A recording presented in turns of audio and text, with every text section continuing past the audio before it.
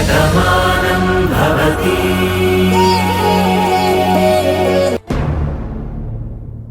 ఇలా అనుకుంటే నీలిమ ప్రవర్తన మీద నాకు చాలా అనుమానాలున్నాయి. అవి మీ ఎవరికీ కనిపించలేదే. నీలిమ మీద నీకెందుకు అనుమానం వచ్చింది పార్థు?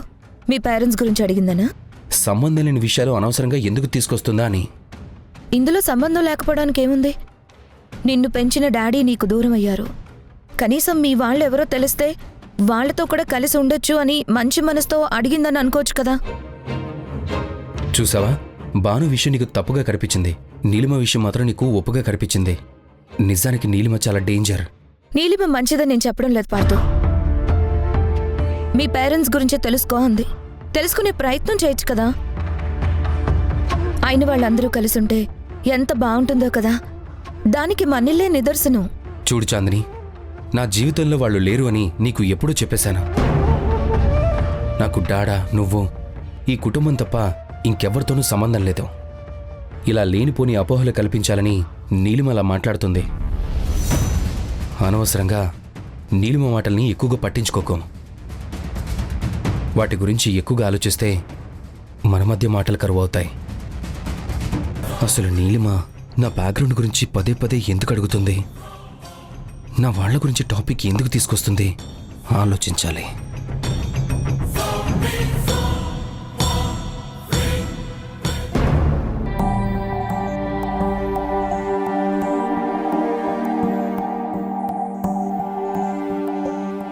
బాను, నేనేమన్నా సాయం చేయనా? అవసరం లేదులేవే, నేను చేసేస్తాను. బాను, నిన్నో మాట అడగచ్చా? అదేంటే అడగచ్చా లేదని పరాయిదానిలో అడుగుతున్నావు? ఏం లేదు బాను, నువ్వు చేస్తున్నదంతా బాగా ఆలోచించే చేస్తున్నావా?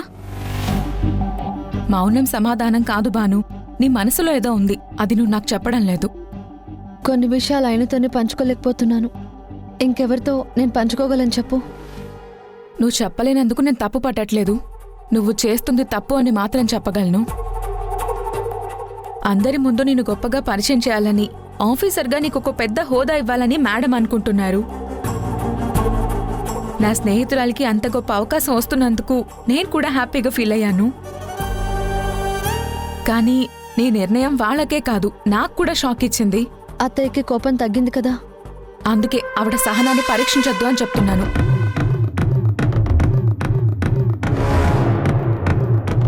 రాము, నువ్వు వెళ్ళి డైనింగ్ టేబుల్ మీద అన్ని సర్దు, నేను పాయసం చేసి తీసుకొస్తాను. అదేంటే? చెప్పాను కదా, వెళ్ళు. సరే అయితే. ఏంటి రాము, ఎక్కడికి వెళ్తున్నావు? సినిమాకి వెళ్తున్నాను, వస్తావా? వెళ్ళు వెళ్ళు.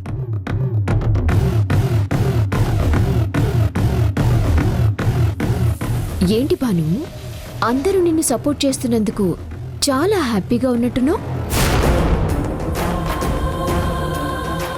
నువ్వు వాడుతున్న ఆట వల్ల నా వాళ్ళని నేనెంత బాధ పెడుతున్నానో నాకు తెలుసు. బాధ పెట్టడం తప్ప బాధ విలువ తెలియని నీకు దాని గురించి చెప్పినా నీకు అర్థం కాదు. నువ్వెక్కడ బాధ పెట్టావు బాను? ఆఫీస్లో ఆంటీ నిన్ను అందరి ముందు తిడతారని నేను ఎంతగానో అనుకున్నాను. కానీ ఆవిడ చిరునవ్వుతో నీ నిర్ణయానికి సరే అనేశారు. ఎందుకని? అది ఆవిడ గొప్పతనం కాదు, నీ మాటల చాతుర్యం. నువ్వు చెప్పే మాటలకి ఎవ్వరైనా కన్విన్స్ అయిపోతారు. అందుకే నీకిప్పుడు ఇంకో టాస్క్ పెడుతున్నాను. ఏంటి? ఇప్పుడు వెళ్ళి మళ్ళీ తిరిగి ఆ పోస్ట్ నాకు ఇవ్వండి అని అడగాలా? అరే, కరెక్ట్గా నీకే వచ్చేసావు, కానీ చిన్నది మిస్ చేసావు.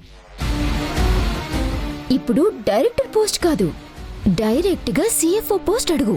నీలిమా, నీలిమా, నీలిమా.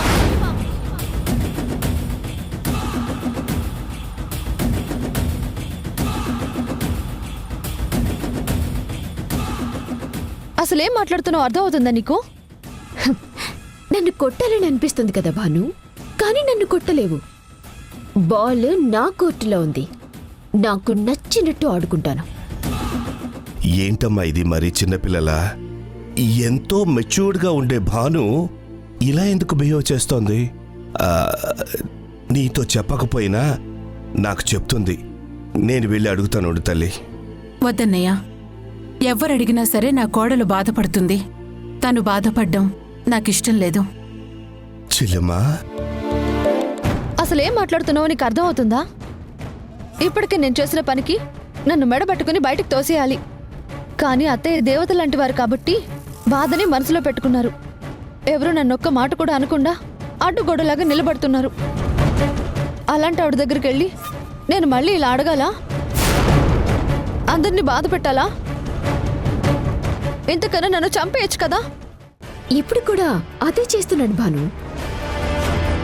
కాకపోతే ఒక్కసారిగా చంపేస్తే నాకేంటి లాభం చెప్పు? నాకు కావాల్సింది అది కాదు కదా. నిన్ను మానసికంగా చంపుతాను. ఈ బతుకెందుకు రాని నీలో నువ్వే ఏడ్చుకుంటూ చచ్చేలా చేస్తాను. నాకు కావాల్సింది అది.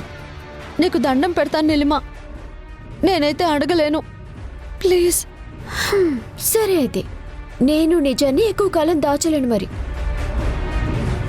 ఇప్పుడు నువ్వు వెళ్తావా, నేను వెళ్ళమంటావా?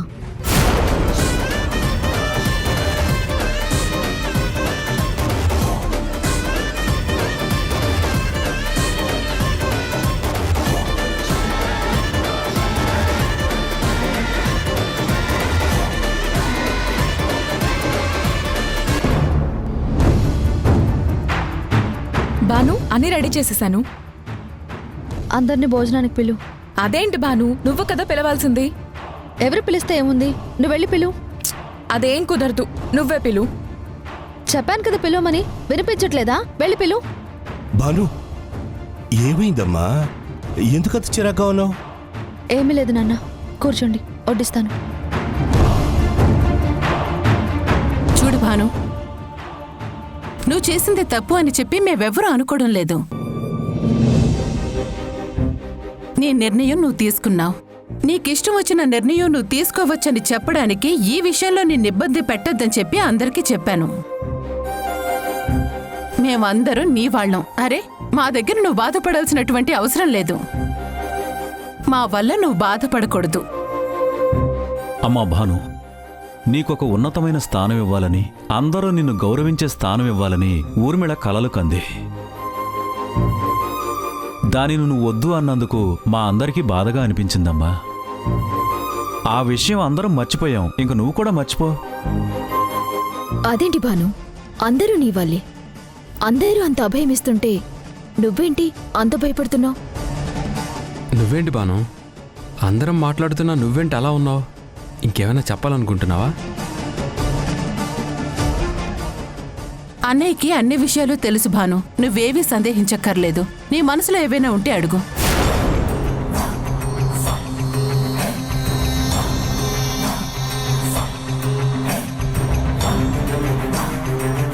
నాకు సిఎఫ్ఓ పొజిషన్ కావాలి.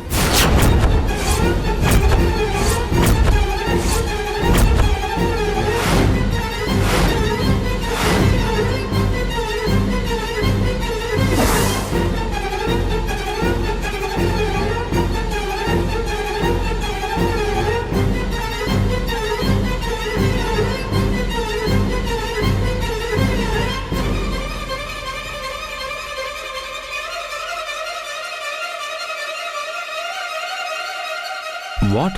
అవునండి, మీ సిఎఫ్ఓ పొజిషన్ నాకు కావాలి.